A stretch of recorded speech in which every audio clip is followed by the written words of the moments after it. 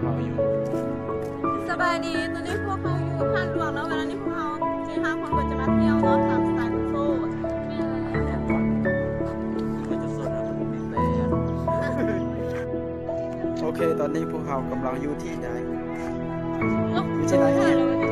อยู่ที่ท่าหลวงเนาะวันนี้เป็นโอกาสดีหลายเฮ็ดเจ้าเฮ็ดยังวันนี้นะมาอัดวิดีโอมาถ่ายรูปสไตล์งามวันนี้คือสายพันนะสบายดีงามบ่ใจเด้อสบายดี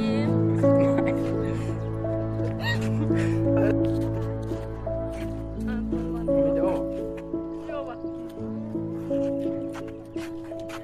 ตอนนี้เขากำลังจะวิดีโอ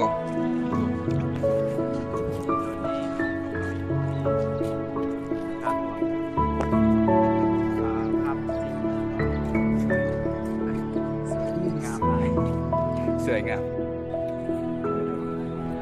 กำลังเที่ยวทันเลยครับงามก่อนที่เด่นนี่นะครับเซิร์ชเข้ามาเลย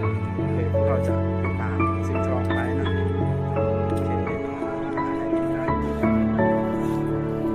ตอนนี้เราอยู่ที่อยู่ตอนนี้คืนมาเที่ยวเนาะตอนนี้คืออยู่ท่าสวงเป็นอะไรทำงามหลายมาเดินมาเที่ยวน้ำกันโอเคมาเที่ยวน้ำไผ่เนาะเพชรอยู่ไซส์เดียวนี้สบายดีตอนนี้ก็รู้สึกฮอนหลายใส่เสื้อเขาเจ้ายืมเขาเจ้ามาอยู่ตอนนี้พวกเขาอยู่ท่าหลวงเนาะกำลังจะเข้าไปแต่ว่าเขาเจ้าเก็บเงินฟูละ15 บาทเลยบ่มีเงินเลยบ่เข้าไปจะไปสัมภาษณ์ยังนะบอกจันเดี๋ยวนี้อยู่ไซส์ท่าหลวงเป็นอะไรทราบลูกม้วนงามเนาะอ๋อมาคือได้ให้พวกนั้นกันคนนึงเชียว2 คนเห็นยังเนี่ยโล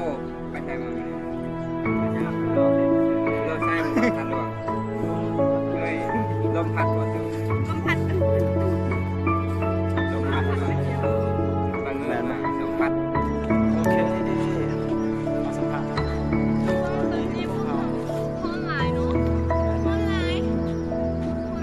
ไปเล่นยูไซโตมาเที่ยววันเสาร์วันนี้เป็นวันอิสระโอเคตอนนี้เรากำลังอยู่ที่พระธาตุหลวงนะขอลบ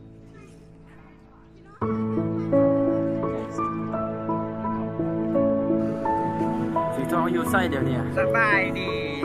เราอยู่ประตูชัยนี่นะครับเมื่ออย่างผู้ลงทางมาราคาอยู่นี่ไปทางใดอยากมุ่งบอกไปอยู่ใส่แยกจ้าสภาพจ้าชั่นสบายดีตอนนี้เขามาเที่ยวอยู่ที่ประตูไซมาตามหาผู้สาวตัวเห็นสาวตัวยังเห็นเพื่อนนี่เรากำลังสอบหาสาวตัวอยู่ใส่โอ้แอคชั่นสบายดีเขาเองคือเพนน้องวันนี้ก็มาเล่นยูเวกจังซึ่งเป็นประตูไซเมื่อกี้เอิญเพนว่าสาวไซเอาได้พวกเขาก็เมื่อยแล้วเนาะกำลังพาใกล้นำทางก็คือนางสาวจิมมี่เนาะจิมมี่ไปใส่หัวโดนจิมมี่ไปหักว้าวเนาะตอนนี้พวกเขาลงทางเนาะแอคชั่นสบายดีเขาเองซื้อคำแพงน้องมือนี้พวกเขามาเที่ยวเวียงจันทร์คือมาเที่ยวในประตูใสพวกเขาเมื่อยพวกเขาก็เลยนั่งพักอยู่ในนี้เนาะไม่มียังกินเลยเมื่อยเขาถามเขาได้เลยถามจิมมี่นะพวกเขามาสบายดีนะ